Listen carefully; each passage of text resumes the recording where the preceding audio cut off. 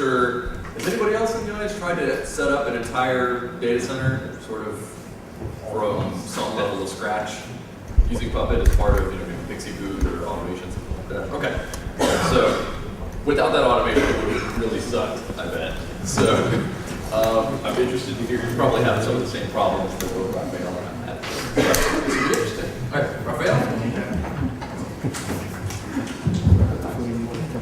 Thank you. Hi guys. My name is Raphael Brito. I work for the New York Stock Exchange Euronext for 9 years as sysadmin. And I'm here today to show how we're using Puppet in our situation. And yes, we just have 2 data centers that we built from scratch. And one in the New York area and another one in the London area. And we are, since we got this great opportunity to start everything fresh, and we opt for Puppet and other tools to do this job for us. So this presentation is about to show you how the solution that we arrived. And basically to give some background, the New York Stock Exchange was a monopoly until the late 90s. And after that, the New York Stock Exchange got some mergers with Chicago Exchange and recently with Euronext. And all of this, one of the main goals for those mergers was cost cutting. And you know that they love to cost cuts in IT. They don't cut costs in HR and anything else, but IT is the one. So, and we had to, with fewer people, to consolidate all the data centers across the world on those 2 new ones, state of the art.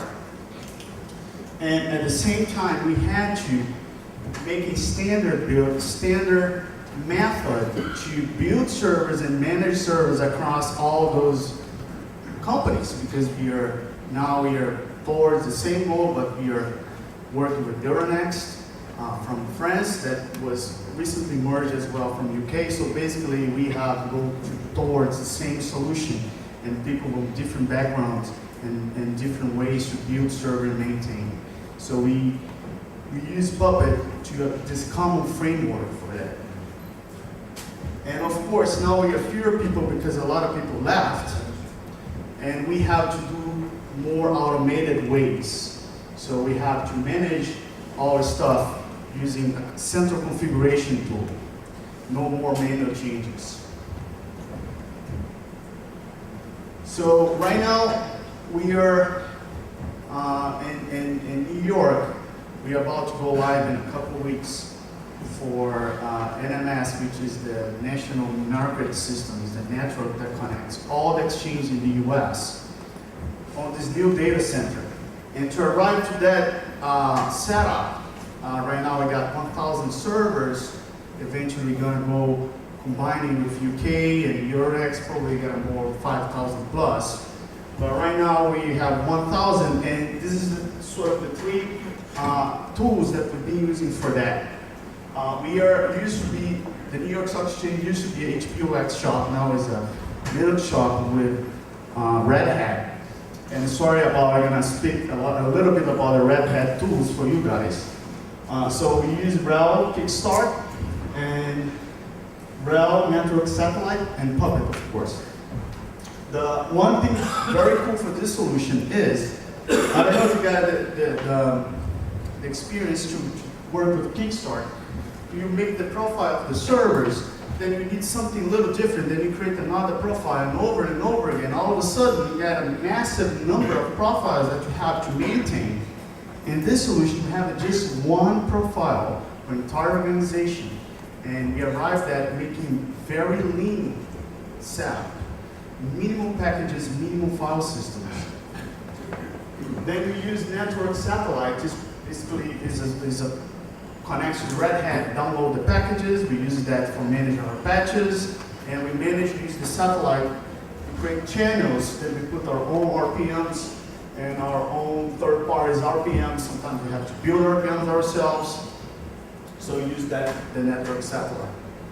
And Puppet, which is the workhorse for this model, that is basically the common framework for all the configuration, the requirements of the configuration that we have for entire organization. And I'm sorry if I be a little bit elementary here, because I'm doing the same presentation Red Hat next month, and I spun off this presentation. So I took some basics of Puppet for you guys, but it's still some leftovers. So how are we gonna tackle this? We got many applications in the mission critical. It's a lot of configuration changes across thousands of servers. Basically, we broke down our requirements in three.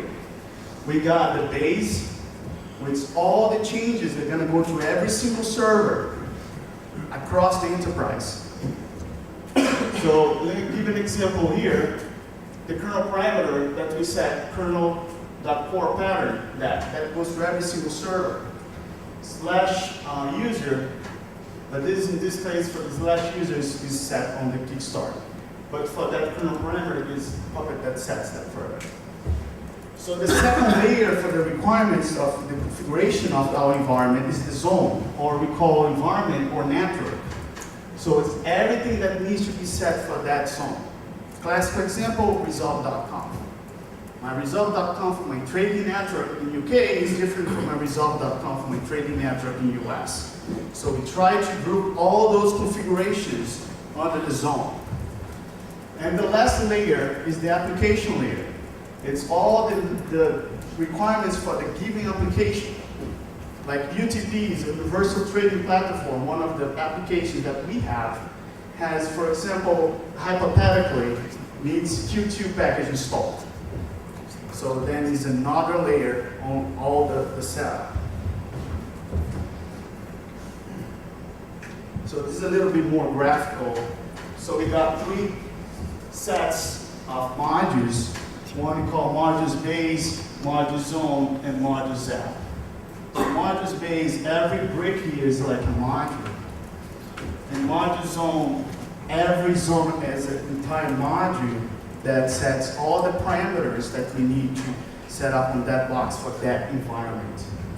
Like QA, production, corporate network in UK, corporate network in France, San Francisco, and so on. So I have one module for each environment.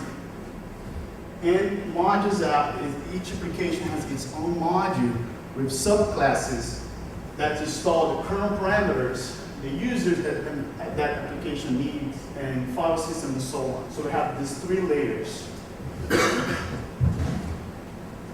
So just one example of our modules-based manifest.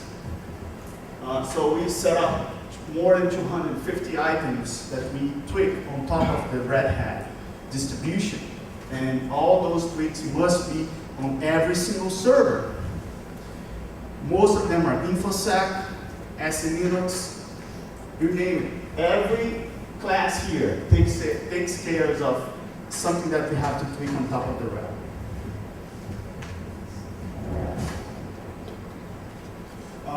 Another example that how we set up that parameter. So this CCTL setup is a class that is included by base setup that every single server includes. An example to set up our select ETC profile across the board. Now this is an example of one module for module zone. In this case, hypothetically, they name it trading. So this is a network called trading. And one thing interesting about module zones is that we basically just set variables, because those variables are going to be used by modules base. So we have domain, we got name servers, time servers, SMTP traps, syslog servers, email relays, many parameters that once the box is on the network needs to be set. And every single module's base, module zone, include base setup, which is the entire module's base. Basically, we set all those variables, and then we put base setup. And one thing about this presentation I forgot to mention, I'm here not by any means saying I'm a Puppet expert. Actually, we are not. And I put the name of this presentation, the user's perspective, because I'm gonna bring all my dumbness for the user approach for using Puppet and our limitation as well. So I don't think we're gonna see a lot of very advanced code. So this is an example of a module for the UTP, hypothetically again. So we got the UTP set up and install packages. Here have our own definition to create one file system. So we got at this point 7 applications that they have their own module. And one good thing about this solution is we try to make the application module be pluggable to any zone. Why is that? Sometimes we want to build a UTP server on the QA environment. We want to build exactly the same way that we build in production environment. We want to build like another application on development because they want to use the same. So we just basically mix and match the application modules app with the module zone. So that's basically what I'm talking about is how those 3 layers work together. We got the zone class that set variables and include modules base. So the zone class necessarily includes modules base, and every single server necessarily needs to be belonging to one module zone, to one zone. So there's not such a thing as server. Most of the people come, I want a server, build a server for me. All right, where? I don't know, just build a server. No, you have to tell me where you're gonna plug your server. Which network, which office.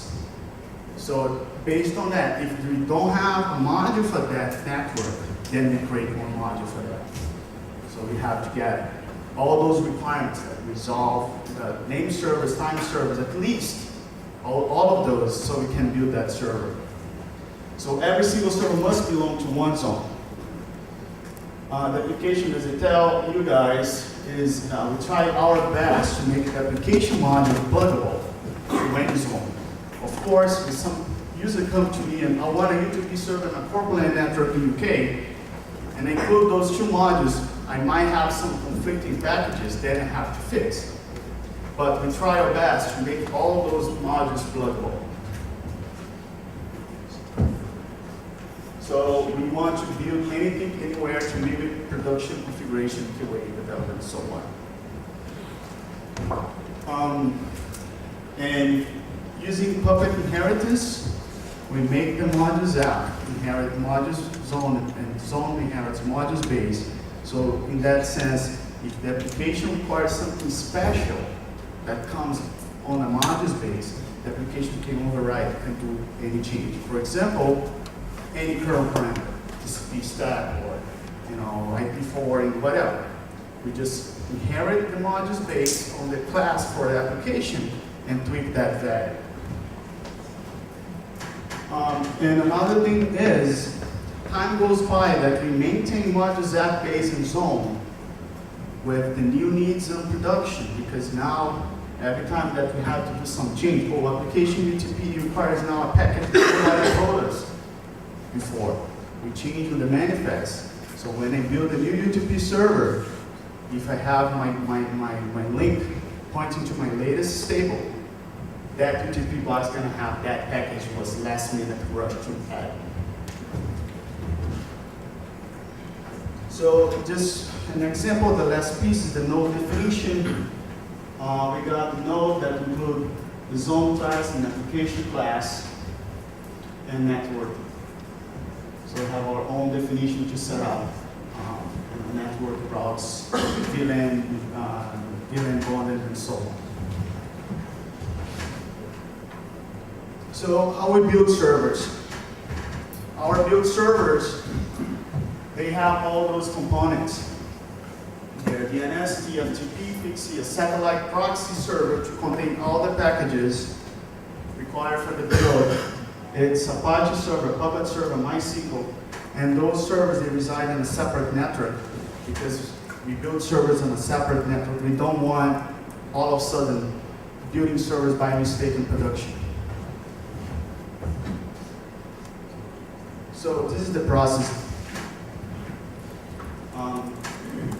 So we get the box, the server out of the box literally, plug on our build network, and then we're gonna boot Pixie boot. We're gonna download a default, very tiny profile that loads OS. The only thing that this pre-boot phase does is run a script to register the box with the serial number in the MAC. We had the serial number previously on a database telling this serial number is going to be my UTP-01 server. So, and then based on, after running that script, we generate a Pixie profile based on the MAC. So we reboot the servers and it comes to the phase 0 part. So at this time, we're going to have the server booting for the second time via Pixie. At that time, we got to pick a Pixie file with the MAC address spelling based on our database. That server with the MAC address is a UTP-01 with rel 53. So then comes the kickstart comes in, install the very minimal OS, and then register the server on the satellite server. Install Puppet, and Puppet's run. I mean, Puppet's installed. Just install, not run. So here's just a little bit broke down, like with more kickstart configuration. This is the pre-boot phase, when the server is just out of the box. So we just basically run a script with two parameters, the MAC and serial number that we populate here, and we boot the server. So that's the pre-boot phase. So the box comes to the phase 0 that then install the kernel and with the very minimal file systems and register to the satellite server because Red Hat, we pay for each server that connects to the satellite server, we have to pay a license, so we have to register every single time that we build a server. So we register to the satellite server, we install the Puppet client, we copy our script on needs for the next reboot. At this time, the server didn't reboot using their own OS, only Pixie boot. So that's a phase 0. When the server reboots, comes what we call phase 1. Those are the last two phases of the build. On the third reboot, the server boots up with a very lean OS. At that time, then we kick out our script via init that run Puppet. Run Puppet once, just to download the puppet.conf to configure itself, and run Puppet the second time. At this point, of course, a load definition is mandatory to have on the Puppet server. And the Puppet server, it's on the build server. Just I just pointed out again, our build server is a Puppet master, and is a satellite proxy in our build server. So we run Puppet for the second time with a tag we call sysbuilding tag, just to run all the manifests that's a specific tag on I wanted that server being just modules based without any configuration for modules app. That's what we call, when it comes to the application setup, that we call phase 2. This guy, it's an option to have the server at this time. We shut down the server and put on the permanent location, or we kick out the phase 2 automatically from phase 1. At this time, we run Puppet for the third time. This time, no tags. We're gonna run the full 9 yards for all the manifests. And this, in the phase 2, we configure the server for additional file systems, all configuration needed for that application. So you may ask, why you break down phase 1 and phase 2? Well, sometimes we got the request, like build like 100 servers. Okay, for what? I don't know, just build it. So we want to build at least 100 servers with the modules base. So when time comes, somebody said, oh, that server now is a UTP-01. So at that moment, I can run my phase 2 and change my node definition file and include my application class and rewrite Puppet on phase 2. At this point, I just have my modules base, that very bottom layer of my configuration. And over here on the phase 2, I kick out another Puppet client without any tag, anything, and just run the entire manifest. This is a little bit more of the code behind what I'm telling. So the phase 1, this is when we run Puppet for the first time. So when you just have Puppet, you download the puppet.conf. So we got a tag Puppet client bootstrap. Then we run again the second time for the modules base.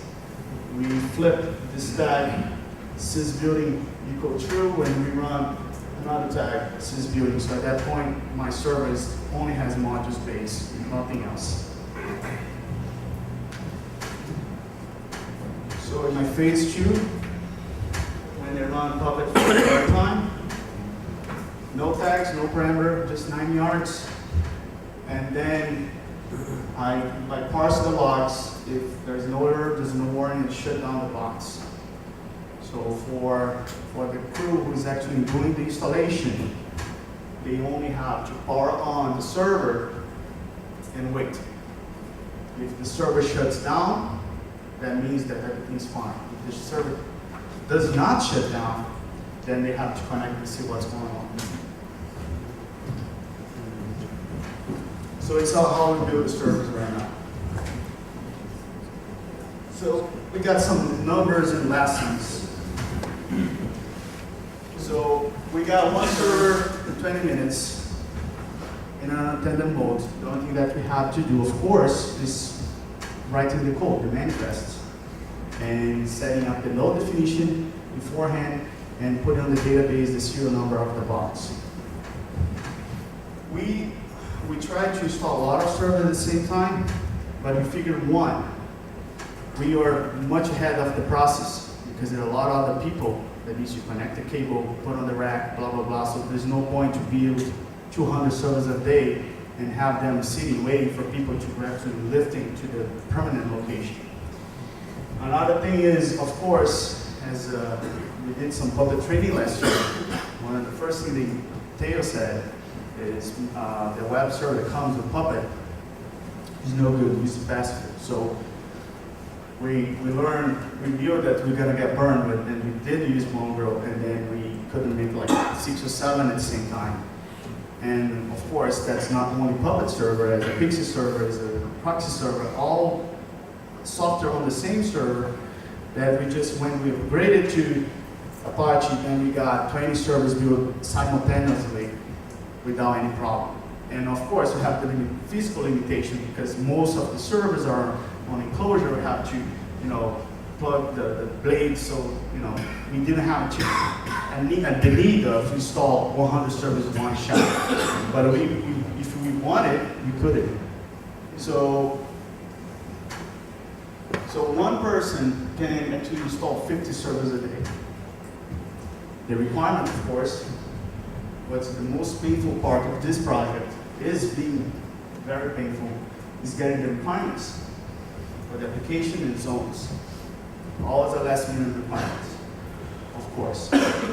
And we've been working on those manifests for quite a number of months now, across countries with UK, France, Chicago, and New York. A team of 15 sysadmins. We got almost 30K lines of code last time you saw. And it's growing.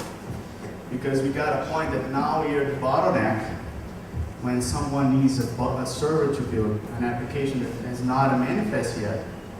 We got basically 2 options, or build the server plain and hand to the application support guys so we can do it. All the manual changes that we do not want, or having them, the application support guys, build their own module for the application. That's right now we're in the middle of this process. At least the next steps of this project is basically the culture change that we're trying to push. The New York Stock Exchange and Euronext, they, of course, is very mission critical, and they're very conservative for changes. When operations that actually dictates the whole environment wants to get something fixed, like a permission of a file, we are trying to make them to think now in a Puppet wise. We're going to fix on the manifests and rerun Puppet instead of just changing by hand. But what is easier for the operations perspective? Changing the file. Go over there, SSH to the box, and change mode.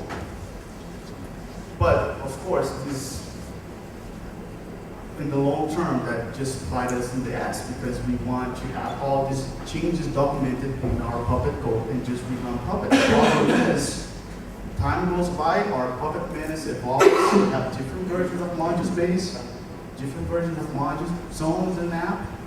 When I change my Puppet manifest to include that fix and rerun Puppet, yes, I'm not only changing that permission, I'm changing all the delta of the fixes from stable releases to stable releases. So I have to go to operations and tell them and break the news. By the way, I'm not only changing your file, I'm pushing USC Linux policy. I am creating users, I'm removing users, and so on. So that's a lot of coordination with operations for that.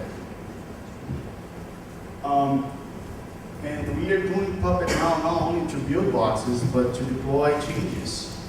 So on the new data center, as I told you, we have last minute requirements. Oh, InfoSec found a 777 file on /var, pt, whatever. So we change on the modules base, and we have to rerun Puppet on all stuff that we just built. It's not only to fix things, but to include new functionalities. Sometimes you get new IPs just like 2 months after we build the server. Our servers have multi-home, like one connection to the outside world, another for the management network. It's a lot of routing. It's very complicated. And so we just use Puppet to deploy those changes. And like I said, we're trying to change as much we can the culture, no more manual changes. We are doing that is running Puppet in a dry mode every night to get some results to see what's different on that server.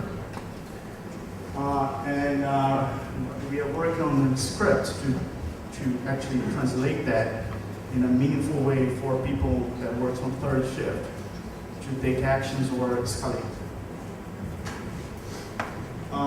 We are not using the Puppet dashboard yet. Hopefully we're going to use it. And we are trying to do our custom facts and custom plugins because we still have way too many execs inside of manifests. Some of them configure BIOS, some of them setups. We use HP hardware, so invokes HP PSP to create arrays. And we still, I don't know how or when to have people. My hope is when we have application support guys more accustomed with Puppet way to do things, instead of me doing the application manifest for them, they do themselves so I can have my time to improve my module space as much as I can. What else? Yeah, we are working hard to have Veritas under Puppet. I'm not particularly involved in that. I never dare to look at the code because it's not beautiful. So what are the tools that we use in this project? Subversion, not Git, sorry.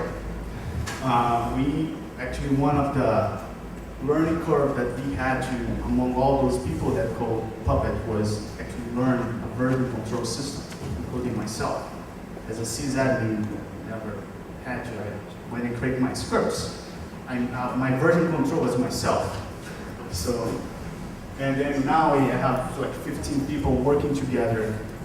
Of course, we need something version control for that. So we had to learn. There's still a lot of people that do not understand how that works, and sometimes you get people stepping on each other's toes. So each layer of module has its own depot, and we have version control of the node definitions.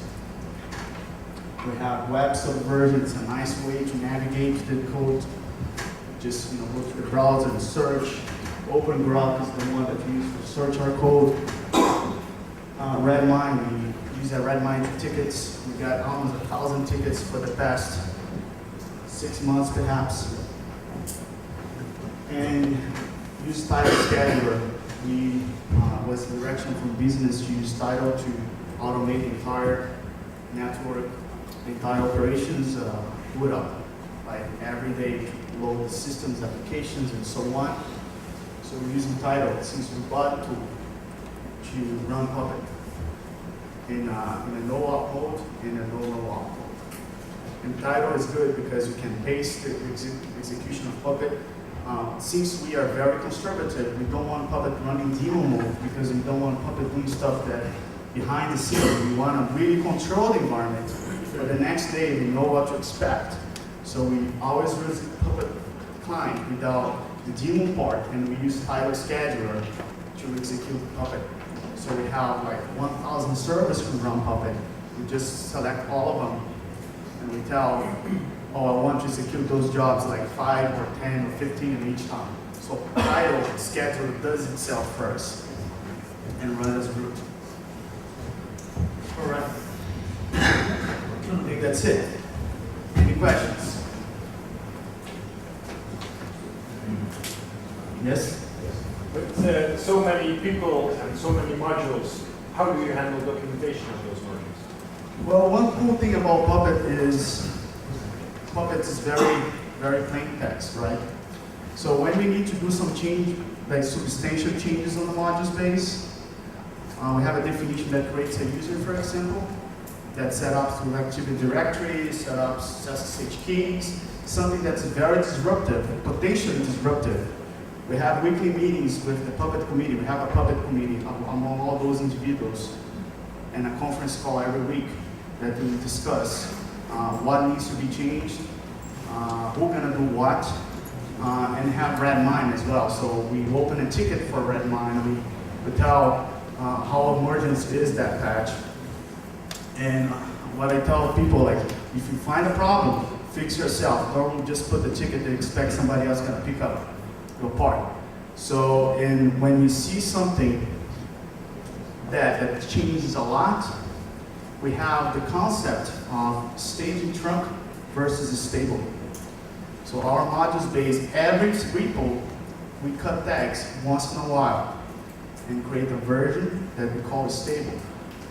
And we have the staging trunk, which is a moving target when people keep changing the new features and fixes. So if I have somebody changing my core definition of creating a user, that's breaking my application, that change goes to the staging trunk. And my production servers, they do not point you to staging trunk, they point you to a stable release. So before I cut the release, I go to the staging trunk with the latest and changes, and I make sure the staging trunk is functional before I cut my stable release. Do you have anything to connect hardware inventory and your Puppet ecosystem? Like, that you have knowledge about your hardware information, like what kind of disks are in, what network interface, and you can connect that with how many network interfaces you have to configure with Kickstart or then Puppet.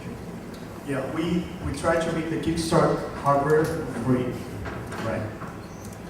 And since we're starting from scratch, those data centers, we try to do our best to have a few models of hardware. So we have blades, HP standalones. Each application has different requirements of network interfaces. So some of them we bought extra interfaces just for the sake of it, to expect to have all the servers the same. But still, it's a struggle because since we're not putting any intelligence on the Kickstart, all the intelligence goes to Puppet. So at a given moment, we have a family of application that has connection to the SAN, has one more network to be configured. All this information we put on the node definition. And that's why we version control the node definition. We eventually going to use dashboard to have this information. Somebody from France uploaded a subclass a couple weeks ago to rename the interfaces, to sort the interfaces differently. So but it's an exact side of Puppet. So we have to struggle for these requirements from application to application, but at least we are handling only so far with one hardware vendor. We are not having a blend of hardware vendor that we have to make conditions inside of our modules base. If model is blah, blah, blah, include that. So we set up pretty much to try to do the same. Any other question? Do you either run Puppet as you run on the clients, or was that a choice from day one not to? No, we disable on the build. Non-Puppet is a GNU at all. We don't want Puppet doing stuff behind the scenes. Puppet does something that we not expect, or we try to make all those modules based and apps all portable among themselves. But if you do something that out of rather, I'm getting in trouble.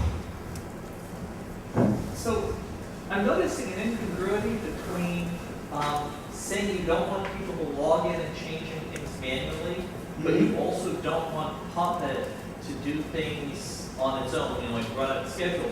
If you were to run it schedule, then it would not be making any changes unless someone had done something, and what it would be doing is resetting it to the state that it's supposed to be in officially.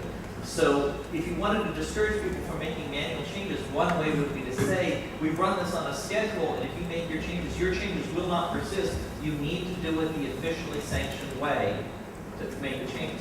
Is there a cultural reason for that disparity? Yeah, the problem is we are hundreds of people managing the environment. We got operations layer 1, 2, 3, system 1, 2, 3. So if someone notices a problem and put a ticket, and someone can just change it. And then we want to run Puppet at least regularly every quarter, for example, to download all the new features that we included on the modules base. So did you just say once a quarter? You run Puppet once a quarter? No. Well, eventually, we are in the middle of the deployment, we run Puppet almost every day. Because you got requirements last minute. Let's say when you cut over, in 2 weeks we're going to cut over the first batch servers in New York. At that moment, the servers are frozen. We cannot change it whatsoever until approved by our change management system. So let's say those are good, but then every quarter we need to patch the servers. We need to do some maintenance part on those servers. And we're going to include to rerun Puppet against the latest stable of those repos, because time goes by.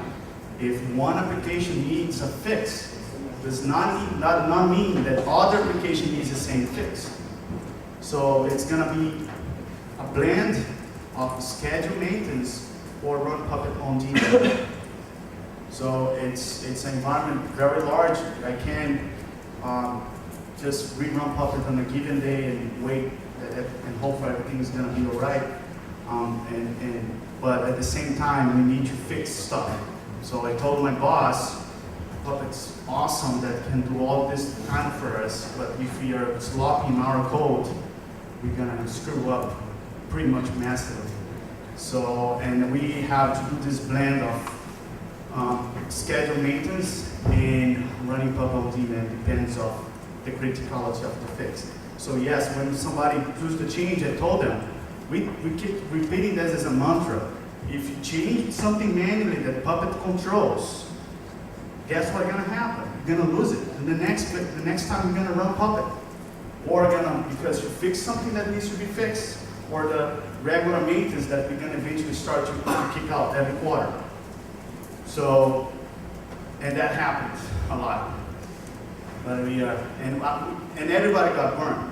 My team, the person who did the change, that has to explain to operations why the change got reverted. So it's a learning curve. Yes. You said you have 1,000 servers in 2 data centers? Yes. And when you run the Puppet client against another, like, how long does it take to run all the servers? Right now, we cannot afford to have Puppet to crap out in the middle of the execution waiting for the server. So we pace them using the title scheduler. So we run 20, 25 at a given time. And our title should take their, the maximum that we run at a given point was 300 to reset, to reconfigure a network card. But we told title, we are very conservative. Just run like 10 each time. And once those jobs are done, pick another 10 and so on.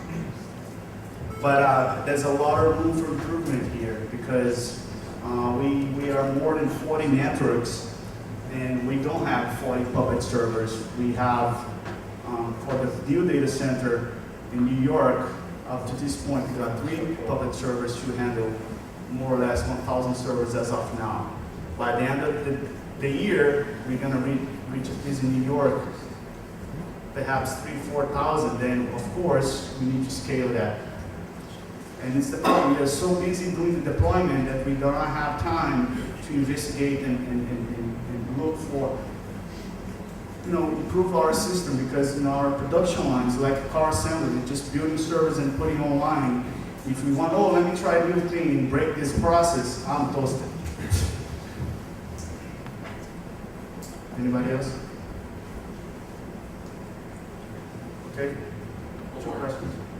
How do you test your Puppet stuff, which is in your development branch in Subversion? We have the staging trunk, so when we do a change, we put on the staging trunk. I go on my build net, and I build the server from scratch using my staging trunk. Once I see that things are acceptable, I cut the release out of the staging trunk. So my question is, how do you see if it's acceptable? Are you just doing I it usually- when you run the application? Or? Yes, sometimes I give the IP of the test build to the application guys. They load the application. Sometimes they cannot because it's on the build network. But it's like 80% of the time they're satisfied. If something changes, needs to be fixed, then we do something that we call fat finger. On a Puppet manifest, we have to fat finger these stabilities. We try our best in not doing it, but it happens. What's your network policy for updates? Is also once in a quarter? Yes. Does it combine with the Puppet or? We process to negotiate that with business because all the changes that we have to do, we have to run into business guys because we don't want to screw up and make the news the next day. So right now they run patches every quarter. So we hope to pick back that on the Puppet rerun and make sure that consistency across the board. Last question. With all the services, actually you have the node definition and LDAP tree. Have you looked at Puppet's LDAP backend? Can you repeat that, please? Yeah, Puppet has functionality to store your node information in LDAP tree. Oh. So we have a lot of machines. Yes. Yeah, we have not. We still relying. That's it. I tell you in the beginning, we are not claiming to be Puppet experts. We are using packs and right now it's too little. It's functional because we have few people working on them, and very rare we have to do a change on the same node app on the next very moment. But yes, we are looking to use dashboard. You said about LDAP. Yeah, good idea. We don't use it yet. All right, guys. Thank you so much.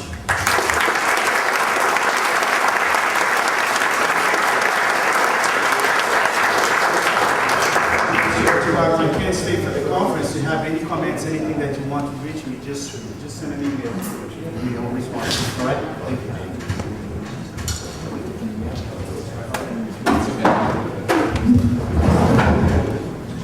interrupt now. So, I think we're at lunchtime. Is lunch just downstairs? Lunch is downstairs, so I think we've got an hour for it. So, single, talk, good ideas, bad ideas. Don't eat too much.